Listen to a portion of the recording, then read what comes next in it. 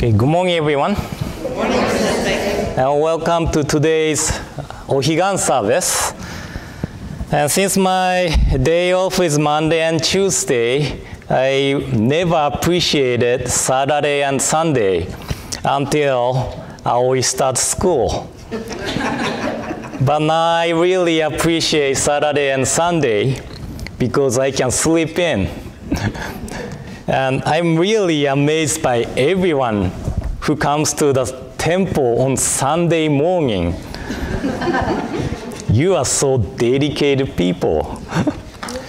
And today, we chanted Ho Amida Kyo. How did you like it?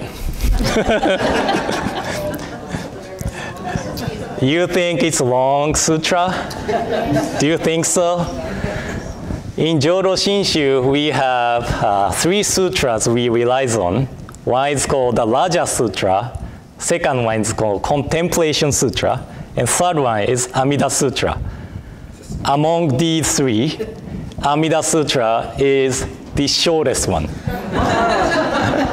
So when we have memorial services in Japan, we go to the member's house to conduct the memorial service.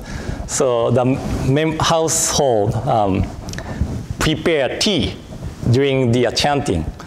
And we don't go alone usually. We have company ministers. So if I drink tea, he's still chanting. If he's drinking tea, I'm still chanting. So it's kind of interesting, isn't it? And in Amida Kyo, there's a section which talks about the birds in the Pure Land. And there's name of bird, Jivam Jivakas, that two-headed birds. And this altar represents the Pure Land, which means this bird, two-headed bird, is somewhere in the altar. Do you know where the bird is? No? No?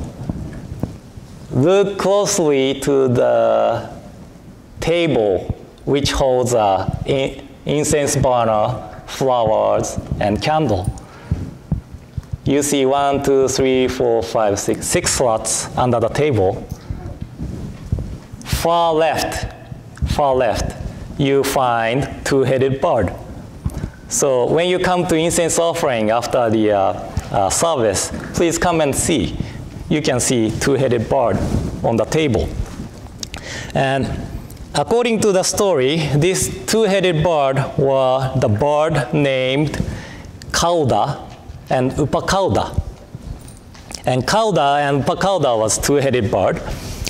They shared one heart and body, but they had 2 different characters. And Kauda was really calm, but Upakauda was restless and always complaining.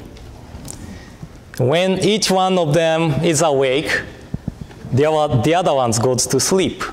They were the bird like that. And one day, when Kauda was awake, he found fruits which looked delicious. And he thought it would be great nutrition for both of them. So he ate it. Next day, Upakauda woke up and Kauda was about to sleep. Before Kauda goes to sleep, he told Upakauda that he ate fruit and it was really delicious. And Upakauda looked around, but there weren't any tree which holds fruit. Then he started to get angry. You ate very delicious fruit without asking me. And he complained and complained. And one idea came up to his mind. He planned to take revenge on Kauda. The other day, when Kauda was about to sleep, when Kauda was sleeping, Upakauda found the poisoned fruit, which can kill them easily. He woke up Kauda and said, I'm so sorry for being such a jerk the other day.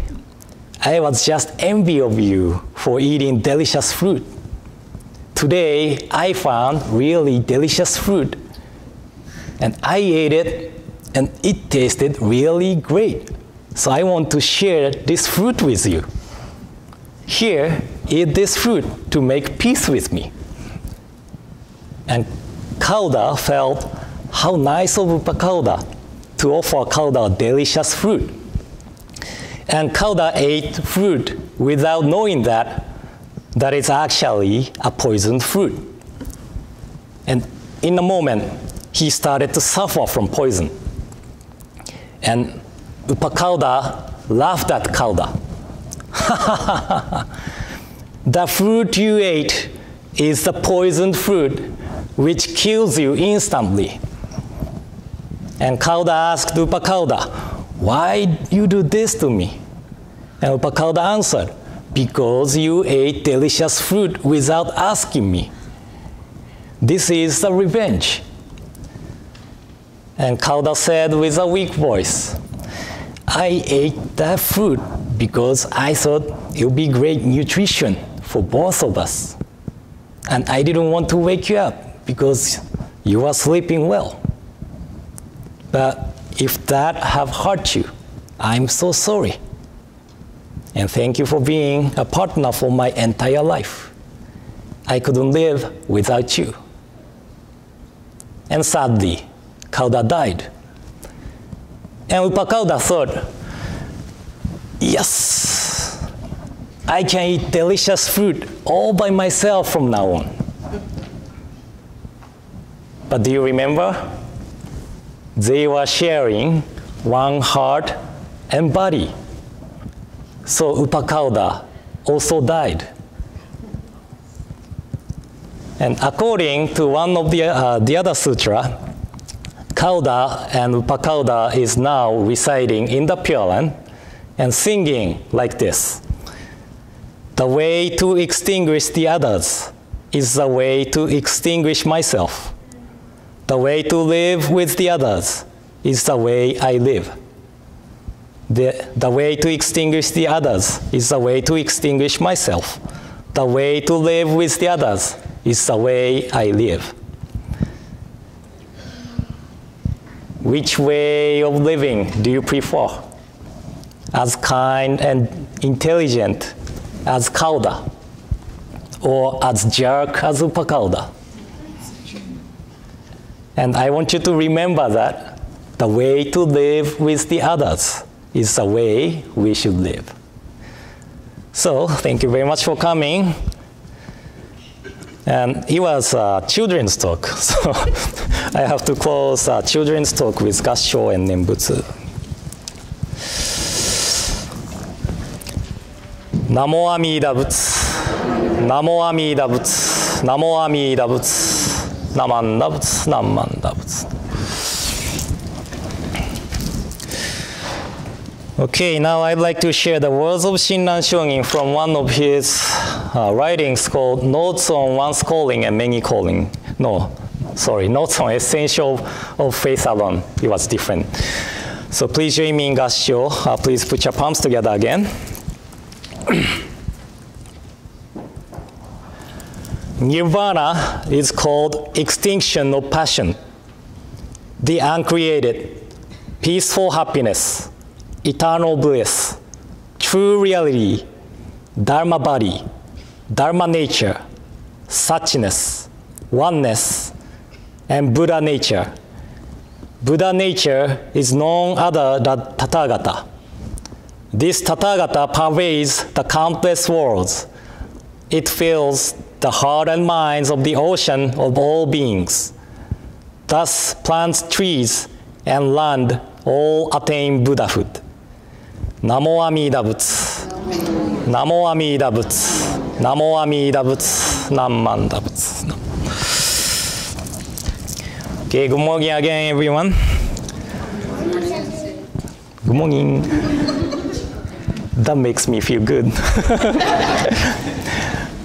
And today's O-Higan service, and O-Higan means the other shore, right? O-Higan means the other shore. And in Shin Buddhism, the other shore means the Pure Land and the realm of enlightenment. One of the Shin scholars said he doesn't like the translation, the Pure Land. In Japanese, we call it Jodo, Jodo. But we just literally translate it into Pure Land. And he said he doesn't like it because it sounds like Disneyland. I like Disneyland, so I don't actually mind using the word, the Pure Land. But to avoid misunderstanding, today I will use the word realm of enlightenment. Realm of enlightenment. By the way, why we call the realm of enlightenment as the other shore?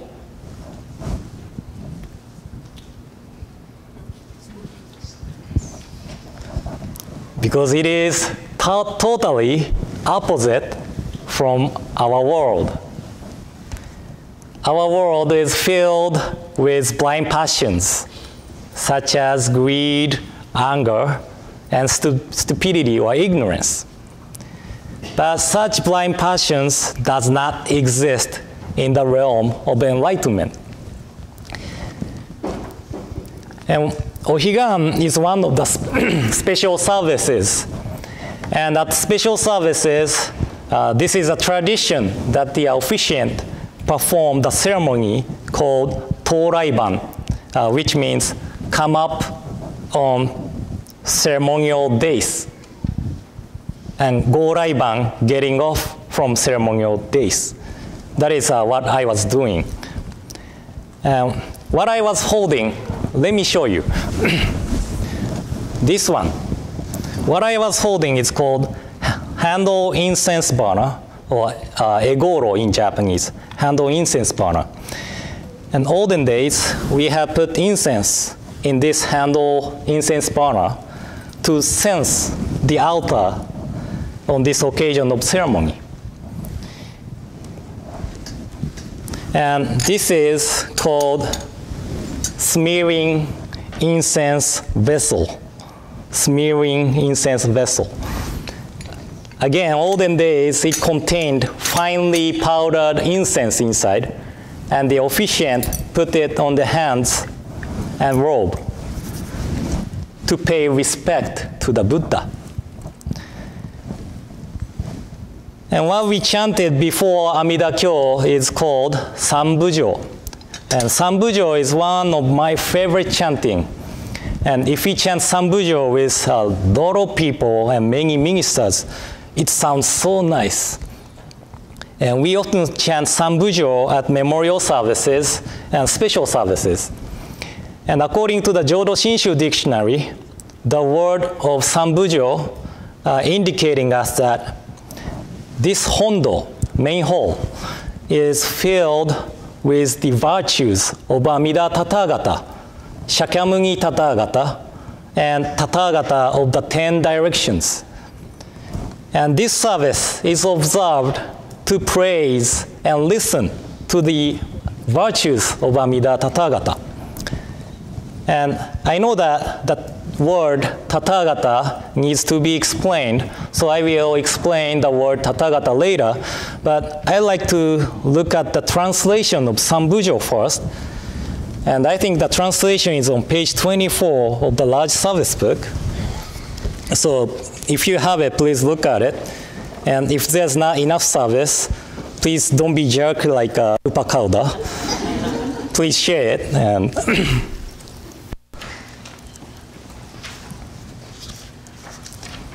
and it said, we respectfully call upon Tathagata Amida to enter this dojo as we joyfully scatter flowers of welcome. We respectfully call upon Tathagata Shakyamuni to enter this dojo as we joyfully scatter flowers of welcome. We respectfully call upon the Tathagatas of the 10 directions to enter this dojo as we joyfully scatter flowers of welcome. So this is what Sambujo is about. And usually, ministers hold flower dishes and scatter paper flower petal. during Sambujo. And dojo literally means a place of practice, The word dojo is often used for the martial arts, such as kendo, judo, and karate. But in this case, dojo means a place to practice Buddhism. And again, according to Jodo Shinshu dictionary, in Jodo Shinshu, dojo is a building built for the Sangha to gather. So this building, this OBT building, is dojo according to the dictionary. And we are asking Tathagata to come into this building. However, when I consider the passage I shared at the beginning, we do not need to ask Tathagata to come into this place because Tathagata pervades the countless worlds and Tathagata is everywhere, which means Tathagata is already here.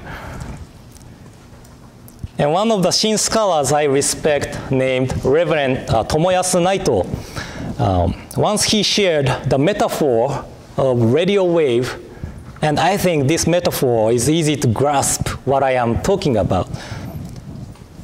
You know the radio wave, right? Radio wave is here, not only when we turn on the radio, but it is always here, even now.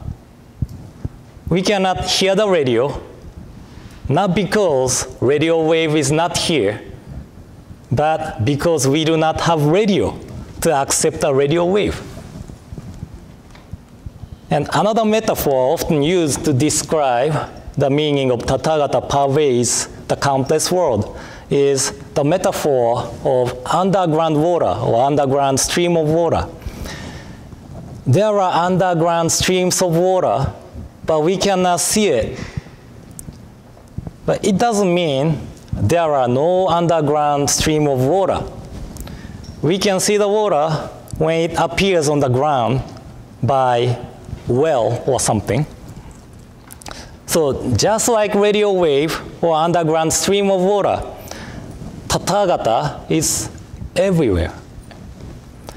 Then, why we chant Sambujo to welcome them into this dojo?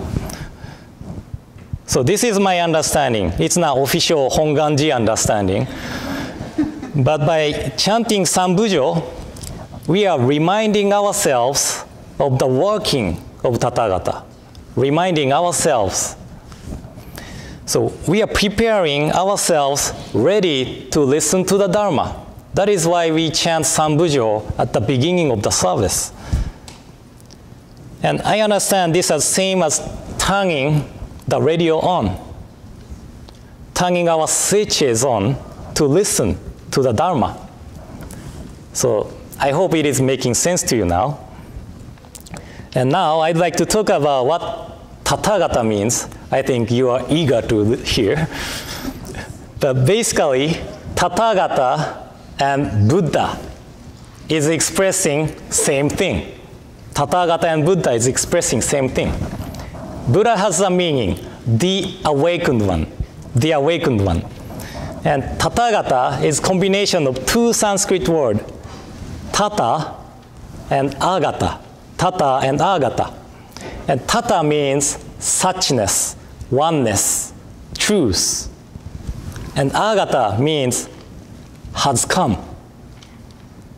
So often Tathagata is translated as the one who has come from the suchness, oneness, or truth. And the truth or suchness has no form, which means we cannot see it.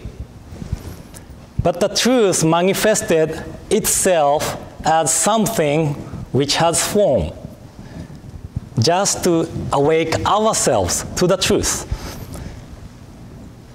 And one day I shared with you that from here, I can see everybody's face. Some people look excited to listen to my talk, and some looked really sleepy. Maybe you are already sleeping, but I cannot see your emotions because the emotion has no form. But I can see it through the faces, expression. When we are happy, we smile. When we are sad, we cry. Our emotions appears on our faces most of the time. Not every time, but most of the time. And I can say that formless emotions took the form on the face to show people how we feel.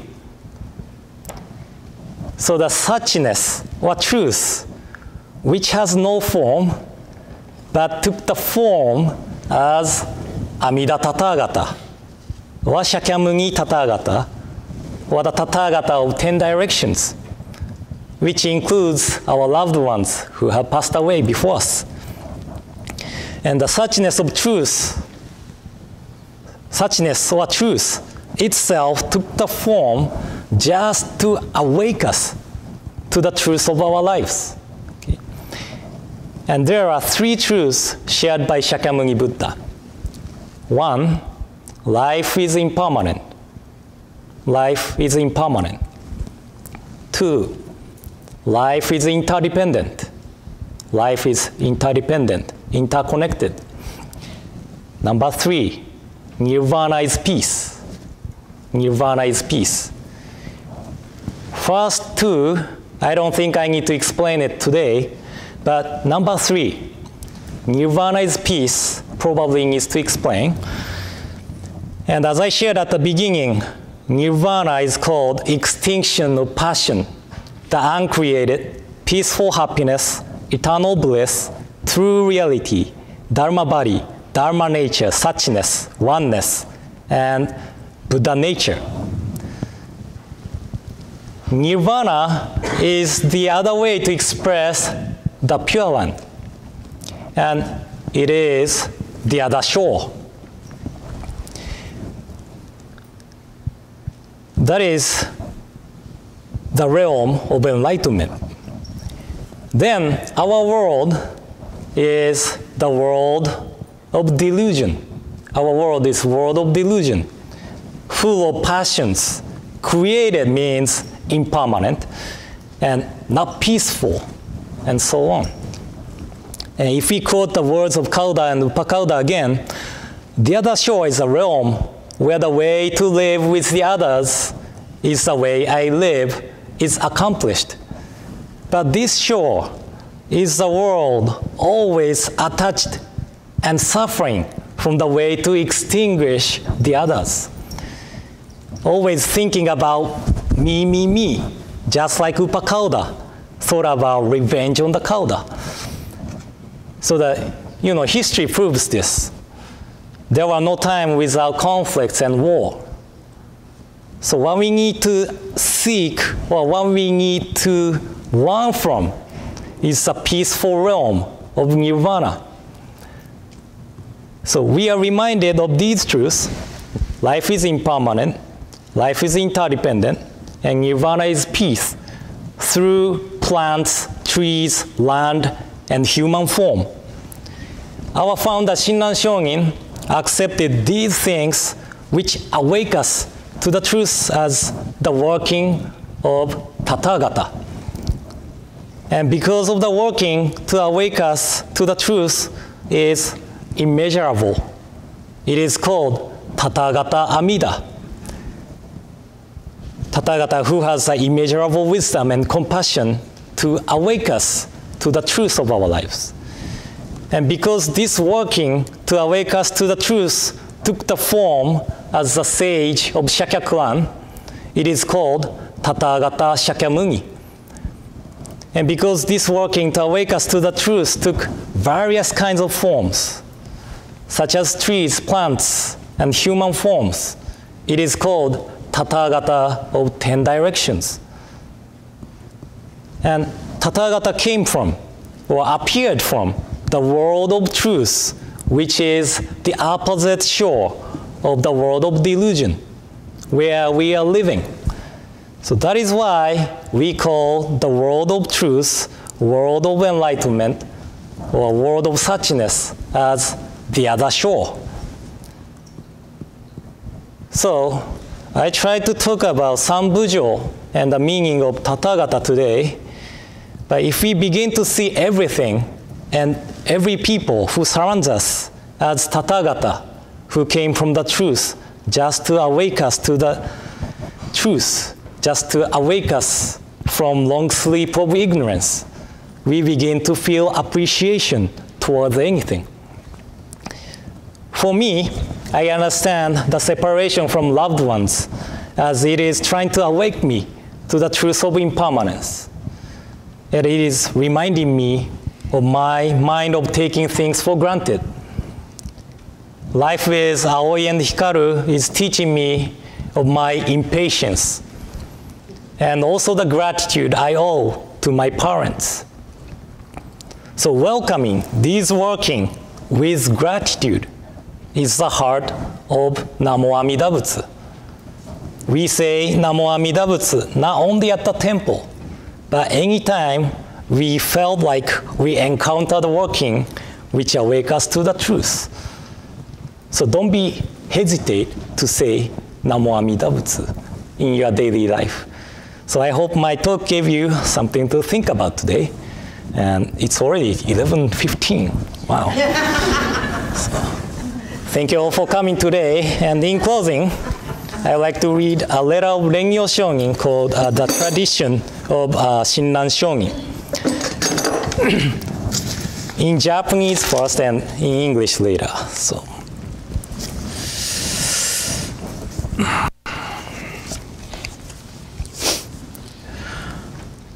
Shonin一流のご関係の趣は信心のもって本当せられ候。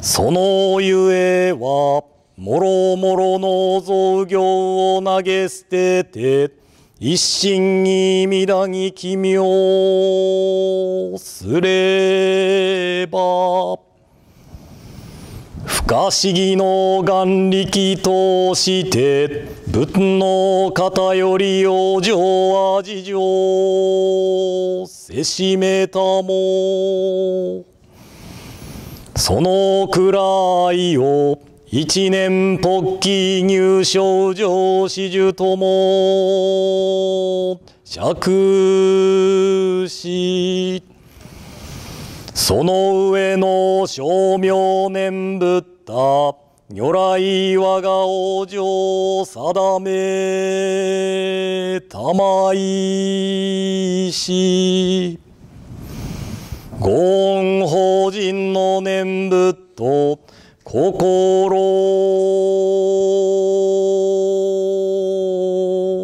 べきな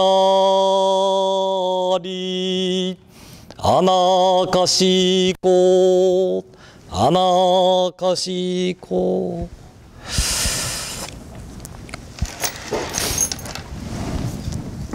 The tradition of Shinran Shonin. What is taught in the tradition of Shinran Shonin is that the entrusting heart is essential. For when we abandon various practices and take refuge in Amida with singleness of heart, our birth in the Pure Land is settled by the Buddha through the inconceivable vow power. The state we thus attain is described as with awakening of a single thought of entrusting. We join those who are in the stage of the truly settled. Recitation of the Nembutsu thereafter should be understood to be the Nembutsu as an expression of gratitude for the Tathagata's benevolence for settling our birth in the Pure Land. Humbly and respectfully. Namo Amida Butsu. Namo Amida Butsu. Namo Amida Butsu. Namanda Butsu. Namanda Butsu.